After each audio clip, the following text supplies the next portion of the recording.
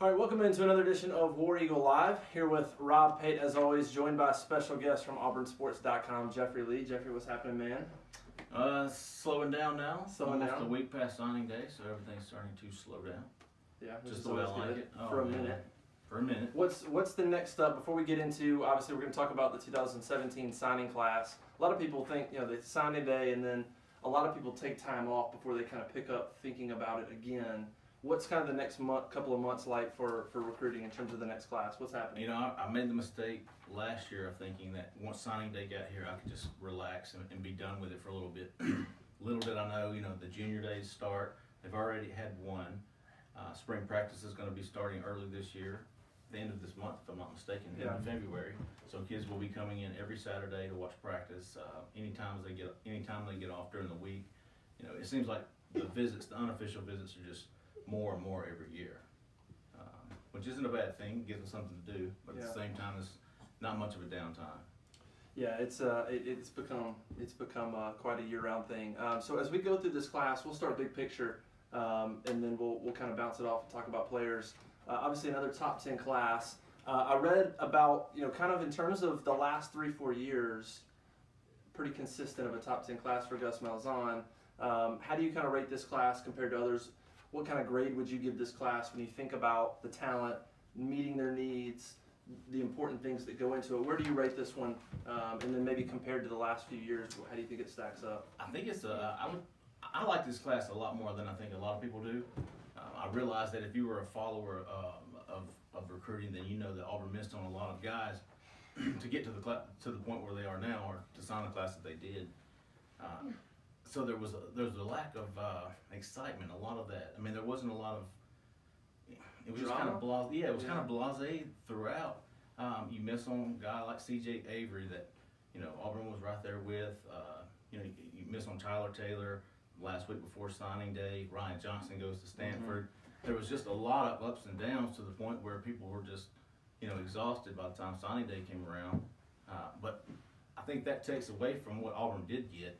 Number one, without that quarterback, Jarrett Stidham. Yeah. This class probably is a B, but with him, I think it's a solid A, maybe A minus.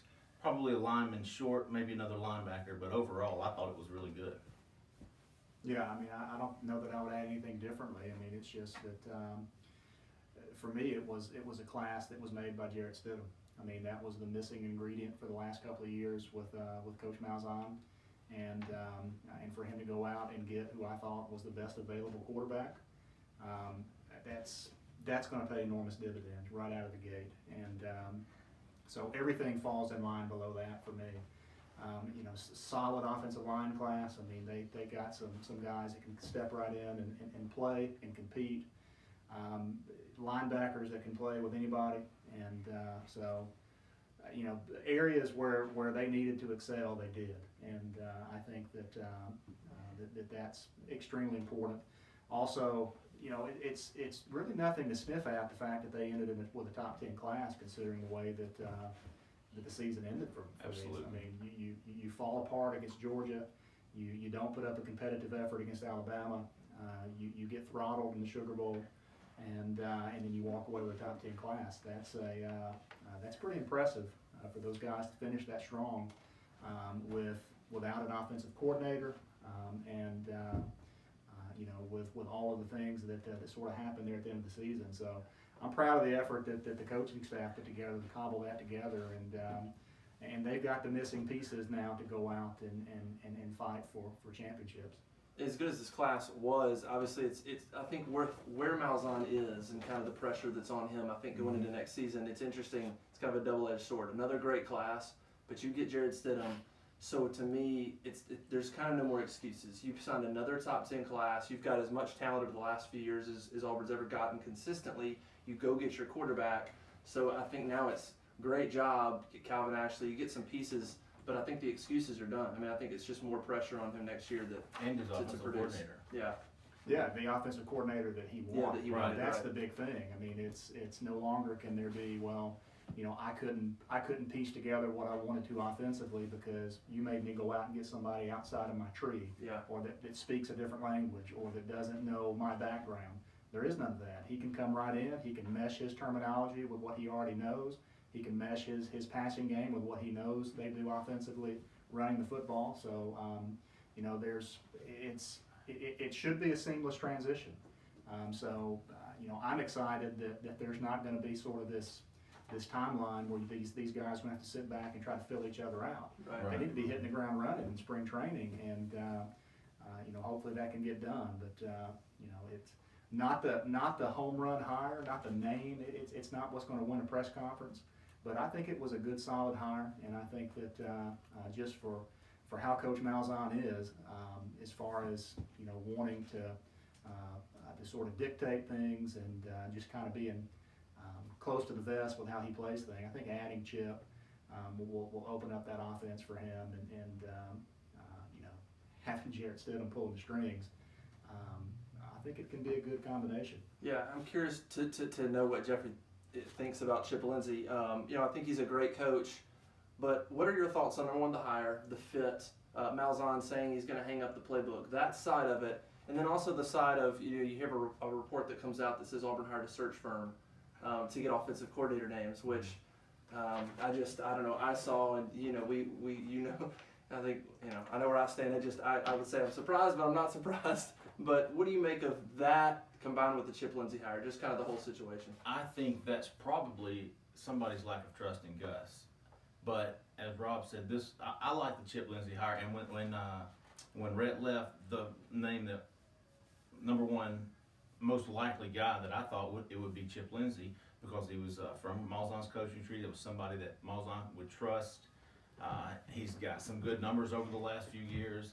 So I think it was the absolute right hire, because I'm like Rob, at the end of the year, he doesn't have any excuses. If he wins, he should win with his guys. If he loses, he should lose with his guys, not be at the end of the year going, oh, if you'd have let me hire Chip Lindsay. Right. But I think those guys, you know, the people in the administration also wanted him to at least check out, at least go out and interview Sterling Gilbert or the guys that he did. Yeah. But in the end, I thought it was a good hire. He was absolutely the right guy, because it was the one he wanted. And I'm curious to see in a couple of years what effect his late hire in this recruiting cycle did, because of him, you took 2 tight ends, you took Sal Cannella, you took John Samuel Schinker, a Rush Probst guy that probably goes, you know, somewhere else, maybe a Duke or somewhere like that. But late coming in, Rush Probst's history with Chip Lindsay, get that kid on board. I'm excited to see the tight end back involved. But he was also the reason Auburn took Jatavius Whitlow from Lafayette. You know, Auburn recruited him in the fall, offered him it from the summer, but you know how those offers are. Mm-hmm. If you don't take it that day, they're probably not going to be there tomorrow. But they were recruiting him as a safety, which I didn't understand that. A kid, 4,500 yards, 59 touchdowns his senior season, a guy that dynamic with the ball in his hands. I just thought it would be a better, you know, give the kid the ball. But Wesley McGriff liked him on defense. He leaves, and that's another thing this recruiting cycle. You had him leave. You had Rhett Lashley leave. They were without an offensive coordinator for seemed like 2 weeks.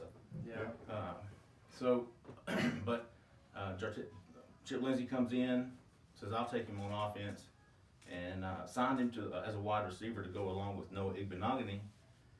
And do you think he's I like him. makes him kind of a potential special player? I like him.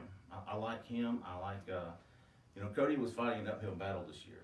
When you've got an offense with passing statistics as bad as Auburn had this past season, as well as at the time, you know, up until December, I believe Jarrett Stidham was, you know, you heard a little about him. So he was recruiting. He had a tough sell. He had the toughest sell. You got a bunch of young receivers there that you know are there. Right. He's got Igbenogany and the Whitlow kid to go with him. I thought he did about as well as he could have. Yeah. You know, given the cards he was dealt. Let's talk about some of the playmakers in this class, obviously led by Calvin Ashley. I've seen the Greg Robinson comparisons probably mostly because, you know, size-wise, you look at him 6'8", 300 pounds.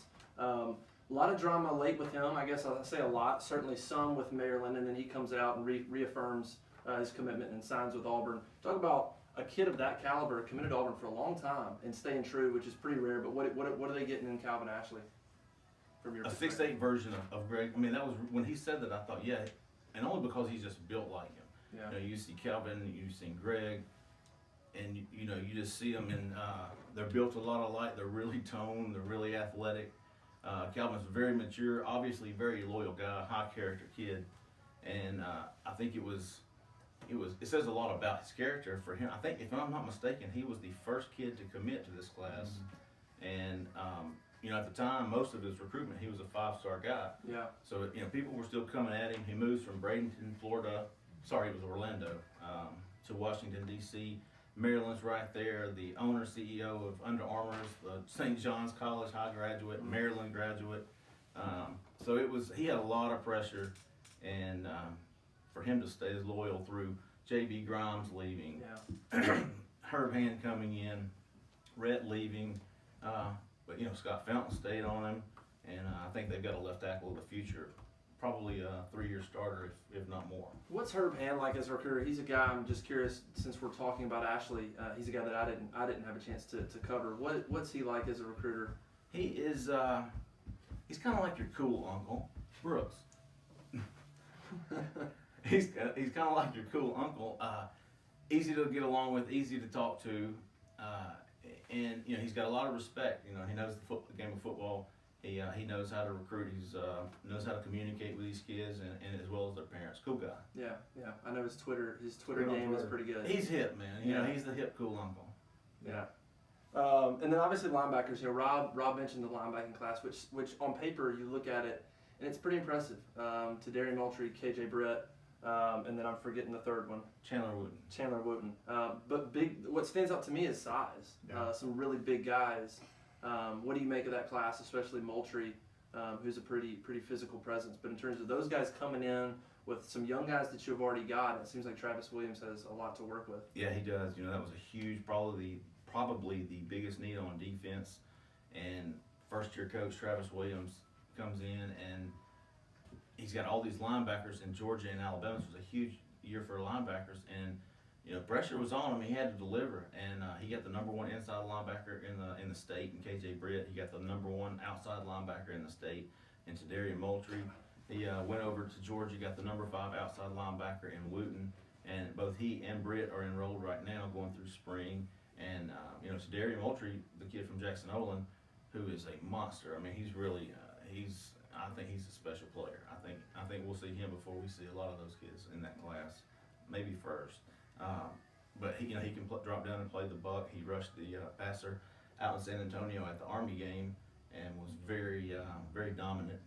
So I expect big things from him. But for Travis to come in and do what he did, and you know, he had a shot with Tyler Taylor there at the end.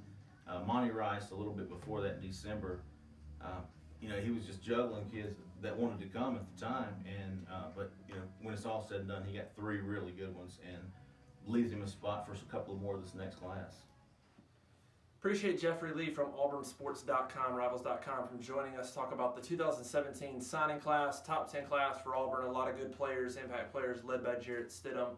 So appreciate Jeffrey for joining us. Make sure to check out auburnsports.com. They do a really good job there, as well as 24/7 Scout. They all do a great job, but Jeffrey does an outstanding job recruiting. So appreciate that. Check them out. So Auburn finishes with the top 10 class. A lot of good playmakers. Calvin Ashley, Devin Barrett at running back that we should see on the field next year. Tadarian Moultrie, linebacker as well. But Jarrett Stidham, of course, is the headliner that kind of makes that class what it is. Let's move on to basketball real quick before we get out of here. Auburn with a big win over Alabama. Season sweep of Alabama for the first time since 2009. A 15-point lead. Got dwindled down late because that's Auburn. That game is Auburn's season.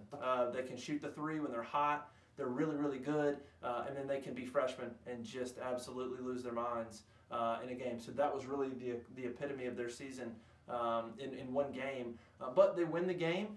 They set themselves up to come back home against Mississippi State Tuesday night in a huge game.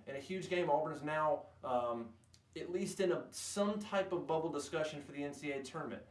That doesn't mean anything. They still have to win. They'd have to beat Florida, win some games in the tournament, but they're at least in there. They're in the discussion. They've got wins at TCU. I mean, you look at this Auburn team, what's wild is they've got 5 true road wins. That's tied for the most in the league. Yeah. It's wild. I mean, at TCU and At UAB, Texas Tech is a really good win. They're playing well. That was a neutral court win. So that's why Auburn's sort of in the discussion. You'd think SEC play, what have they done? But they've actually done some things on the road that's really important. But you've got Mississippi State coming up at home, which is big because after that is at Ole Miss and Florida at home, which is tough. You still got at Georgia, but you got Missouri still left on the schedule. You got LSU still left on the schedule. You got Arkansas at home. There's games that Auburn can compete in. I mean, other than Florida, and that's in Auburn. Auburn will compete in that game, watch. There's games that they should compete in. What do you make of the Alabama game to kind of right the ship and your hopes for the last 5-6 games of the season in terms of what you hope they do, make the NIT? How do you see them turning the corner? What do you hope to see from the next few weeks? Well, going out on the road into Tuscaloosa and winning, I think that's enormous. And you talked a little bit about Coach Pearl speaking and that being sort of not highlighted as much by the media as he thought that it should be. It's a physical basketball team that they took on, and they haven't really fared well against teams that play physical basketball. Yeah. So being able to go in and sweep them, they shot lights out, and of course that was obviously helpful. But tremendous win. It's just the inconsistencies. Yeah. It's the inability to take a win like that, to draw the attention of the Auburn people, to get their focus on what it is they're about to do, and then to go out and watch them, not go to that next level, not be able to win a game like what's coming up tomorrow night against Mississippi State. We saw it last week with Tennessee. You get the emotion, you get the people there, and then you just don't come to play. And I think that's probably the biggest thing. Just the inconsistencies, the lack of the fight sometimes. You see a lot of these 50-50 balls, and I'm sitting there last night and I'm thinking, it seems like every 50-50 ball we lose probably 90% of the time, and that's got to change. But we've got to have guys that are willing to go out there and lay their body on the line and sacrifice, because that's what it takes to win in this league. And you see that from teams like Ole Miss. You see that from senior teams like Georgia, hopefully we can get that done and learn from that. But certainly moving in the right direction. They're 15 wins, and as you say, they're right there on the bubble, and hopefully they can get over that hump, man, and win some of these games at home, protect home court, because like you said, I mean, for a young basketball team to go on the road like they have and beat some of these teams that they have, it's impressive. They can beat anybody they play. It's just a matter of are they going to be mature when they go out and tip off, or are they going to be lackadaisical in their approach? You just don't ever know with this team. Yep, you don't ever know. I think it'll be interesting to see how things play out. Can they come back home and beat a Mississippi State team? We thought, look, you go back last week and they beat TCU, and they come home and they get throttled by Tennessee. Yeah. Well, here you are again. You just won a road game. You're coming back home. You're playing with a Mississippi State team that just beat Tennessee, came back from 19 down. Here's your opportunity again to come back and to show a little bit of maturity, show a little bit of growth, and come back and win a game 2 in a row and get something going versus come back home and lay an egg and continue to do this all season. It'd be nice to see them come out and play well. Mississippi State's a really good team, so we'll see how it goes. Tuesday night, 8 o'clock, I believe it is, on ESPNU, as Auburn tries to get some momentum going. It's now or never if this team wants to do anything, make a run, whatever their hopes and dreams are for the season. It starts now. I mean, you have a big win over Alabama, and then you come back, you have the rest of the schedule and then the SEC tournament. So it starts now if they want to do something. It doesn't start on the road at Ole Miss, and you certainly can't expect to lose a couple games and then start it against Florida. Right. It starts now if this team wants to do anything, be a high seed in the NIT, host a game, or even try to get on the NCAA tournament bubble. They need to start winning the majority of their games right now. So it'll be interesting to see how it plays out. Appreciate everybody joining us on War Eagle Live. Thanks to Jeffrey Lee again from auburnsports.com for talking about the recruiting class. And then we'll see you hopefully make it out to the basketball game, Auburn, Mississippi State, make it out there. And we'll see you again next week. Appreciate it. War Eagle.